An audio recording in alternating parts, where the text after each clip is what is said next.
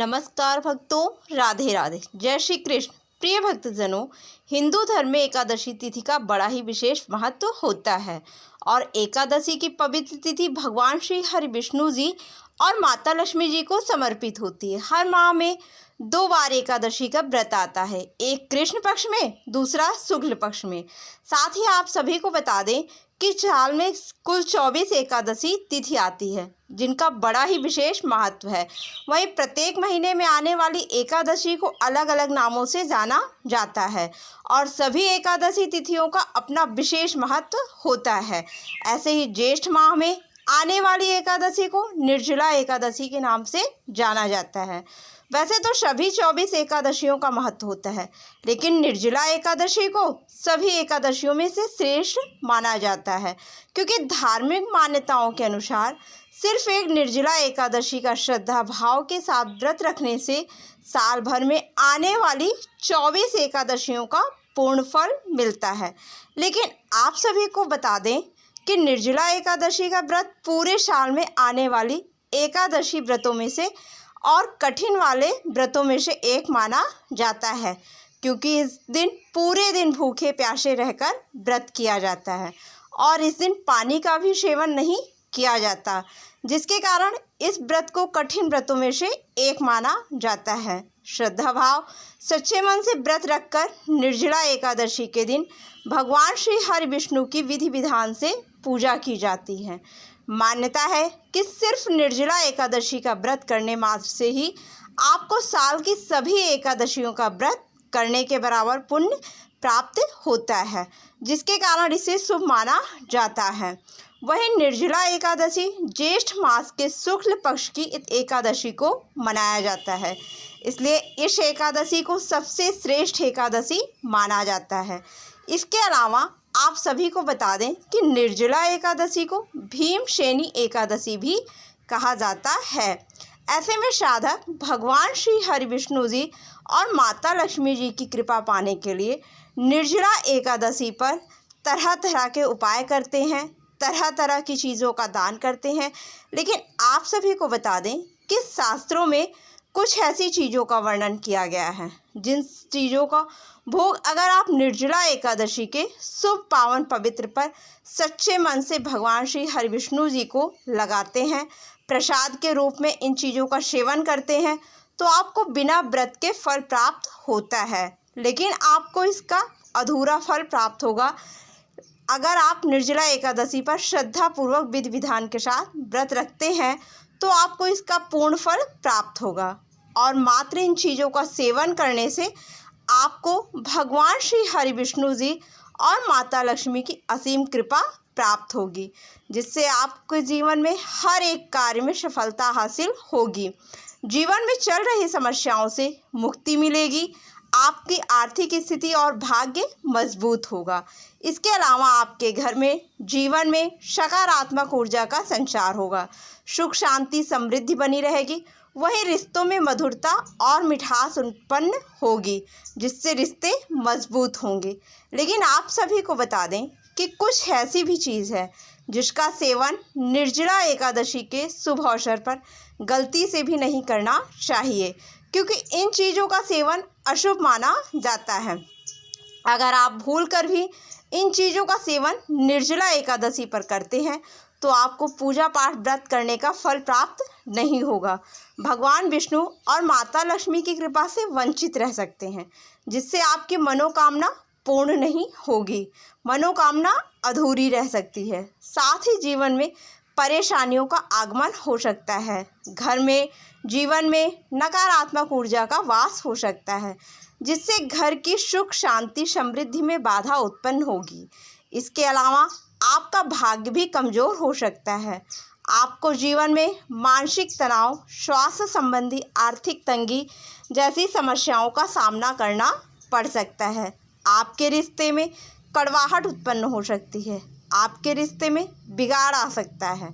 ऐसे में भक्तजनों, इस वीडियो के माध्यम से मैं आप सभी को बताऊंगी कि इस साल 2025 में निर्जला एकादशी का पावन पर्व कब मनाया जाएगा, निर्जला एकादशी व्रत पारण करने का शुभ समय क्या है, निर्जला एकादशी का व्रत कैसे करें, इसके अलावा निर्जला एकादशी पर किन चीज़ों का भोग निर्जला एकादशी पर लगाने से और किन चीज़ों का सेवन करने से पूजा पाठ व्रत करने का पूर्ण फल प्राप्त होगा।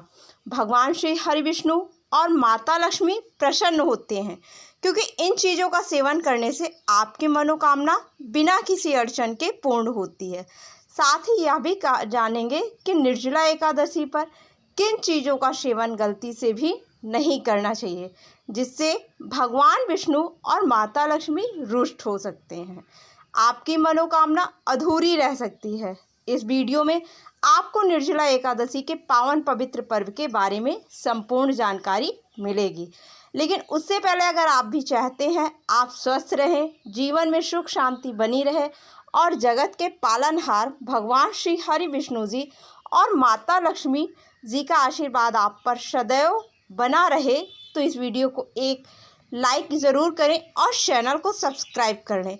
कमेंट बॉक्स में सच्चे मन से श्रद्धा भाव से जय श्री हरि विष्णु जय लक्ष्मी माता लिखकर अपनी हाजिरी ज़रूर लगाएं।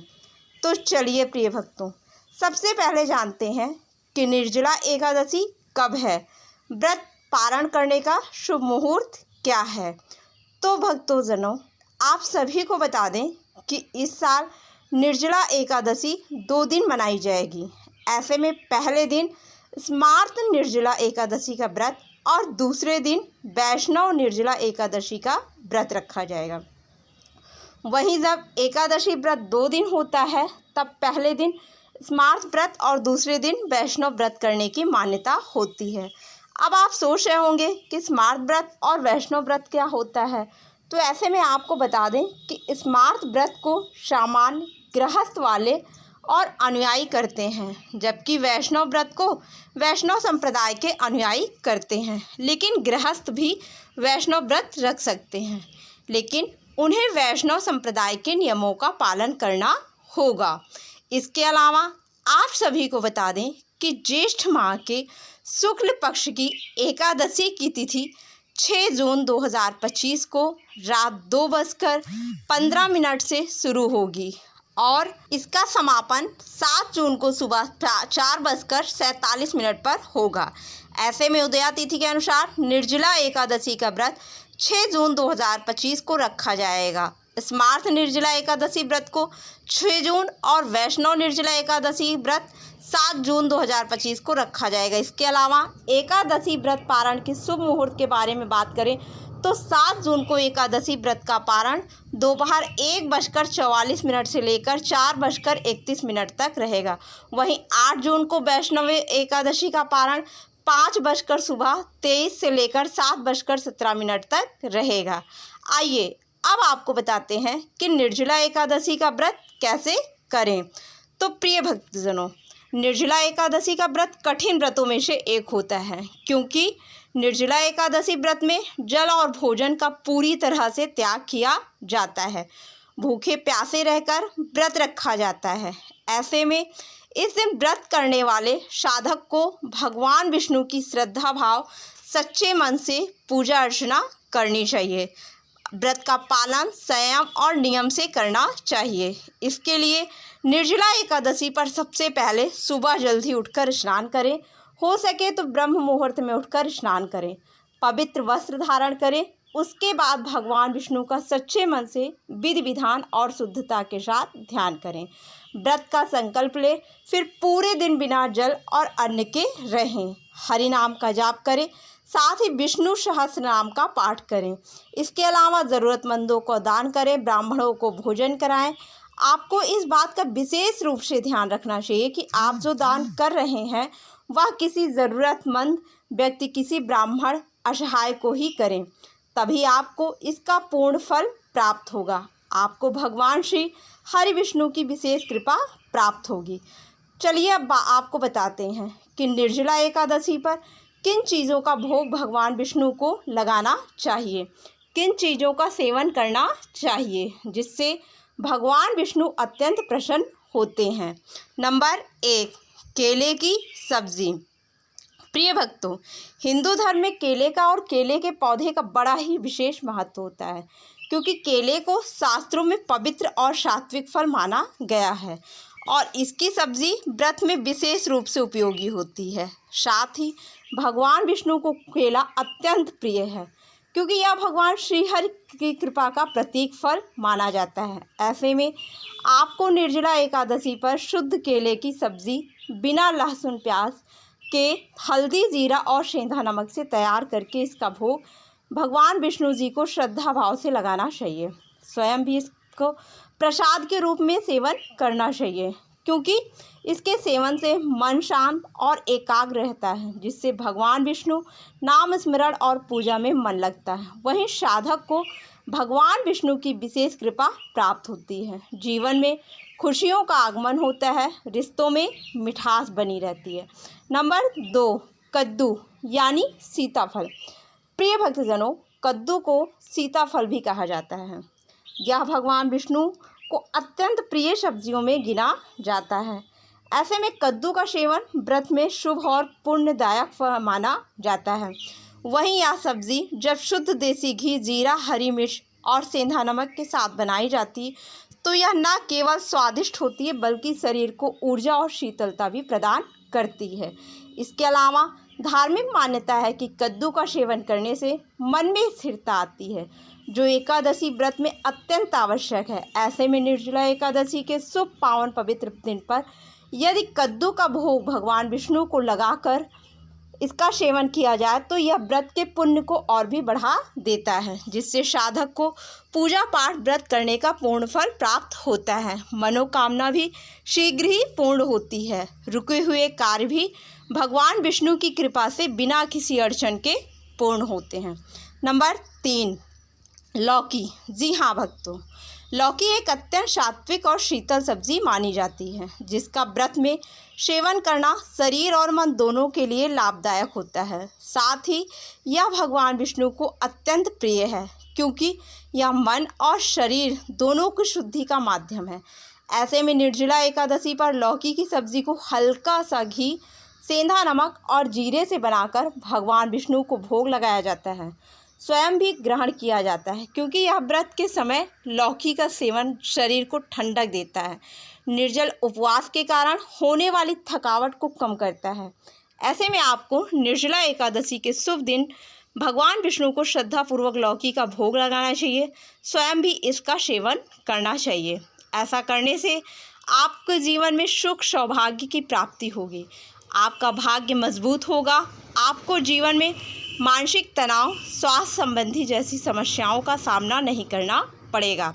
साथ ही आपकी आर्थिक स्थिति भी मजबूत होगी और वैवाहिक जीवन में भी खुशियां आएंगी। नंबर 4, हलवा। प्रिय भक्तों, हलवा एक अत्यंत सात्विक, प्रिय और श्रद्धा से बना हुआ भोग है, जो भगवान विष्णु को विशेष रूप से अर्पित किया जाता है। ऐसे में निर्जला एकादशी जैसे पुण्य पर्व पर सूजी, बेसन या आटे से बना शुद्ध घी वाला हलवा मिश्री या गुड़ से मीठा करके भगवान को अर्पित करना चाहिए। अगर कोई गलती हो जाए तो क्षमा याचना करना चाहिए, जिससे भगवान विष्णु जी नाराज न हों और आपको इसका पूर्ण फल प्राप्त हो सके। लेकिन यह उपाय करते समय आपको शुद्धता का विशेष रूप से ध्यान रखना चाहिए, वरना आपको मिलने वाला फल अधूरा रह सकता है, जिससे आपके बने बनाए कार्य भी बिगड़ सकते हैं। आपको जीवन में कठिन समस्याओं का सामना करना पड़ सकता है, जिसके कारण आपका जीवन दुर्भाग्य में बदल सकता है। नंबर 5, फल। प्रिय भक्तजनों, फल भगवान विष्णु को अर्पित करने का सबसे शुद्ध, सात्विक और प्रिय भोग है। विशेष रूप से केला, सेब, अमरूद, अनार, पपीता, अंगूर आदि फल शुद्ध जल से धोकर श्री हरि को अर्पित किए जाते हैं, क्योंकि फल न केवल पवित्र होते हैं, बल्कि वे तपस्या और व्रत के समय शरीर को ऊर्जा भी प्रदान करते हैं। साथ ही शास्त्रों में वर्णित है कि फल भगवान को प्रसन्न करते हैं, क्योंकि वे धरती के प्राकृतिक उपहार होते हैं, जिनमें कोई हिंसा या विकृति और नकारात्मकता नहीं होती। ऐसे में फल का भोग अर्पित करने से व्यक्ति के जीवन में समृद्धि, आरोग्यता और धर्म के प्रति श्रद्धा बनी रहती है। इसके अलावा एकादशी जैसे दिव्य दिन पर जब फल श्री हरि को श्रद्धा से अर्पित किए जाते हैं तो वे व्रत पूजा पाठ करने के पुण्य को कई गुना बढ़ा देते हैं, जिससे साधक के अन्न धन के भंडार भर जाते हैं। जीवन में सुख संपत्ति और धन ऐश्वर्य की प्राप्ति होती है। आपकी मनोकामना यदि अधूरी है तो वह भी पूर्ण होती है। नंबर 6, नारियल। जी हाँ भक्तों, नारियल को भगवान विष्णु का प्रिय फल माना जाता है। इसका हिंदू धर्म में बड़ा ही विशेष महत्व है। साथ ही नारियल को पूजा पाठ का महत्वपूर्ण हिस्सा माना जाता है। इसके अलावा नारियल को श्रीफल भी कहा जाता है। ऐसे में यह श्री हरि के चरणों में अर्पण करने से संपूर्णता, शुभता और सौभाग्य की प्राप्ति होती है। साथ ही नारियल को तोड़कर उसका जल भगवान को अर्पित करना अत्यंत पुण्यकारी होता है। इसके अलावा धार्मिक मान्यता के अनुसार नारियल 3 आँखों वाला होता है, जो त्रिलोकपति विष्णु को समर्पण का प्रतीक माना जाता है। ऐसे में निर्जला एकादशी के दिन जब नारियल का भोग स्वरूप चढ़ाया जाता है तो इससे व्रत की पूर्णता और भक्त की शुद्ध निष्ठा प्रकट होती है। साथ ही इससे आपको भगवान श्री हरि विष्णु और माता लक्ष्मी की विशेष कृपा प्राप्त होती है, क्योंकि नारियल माता लक्ष्मी को भी समर्पित होता है।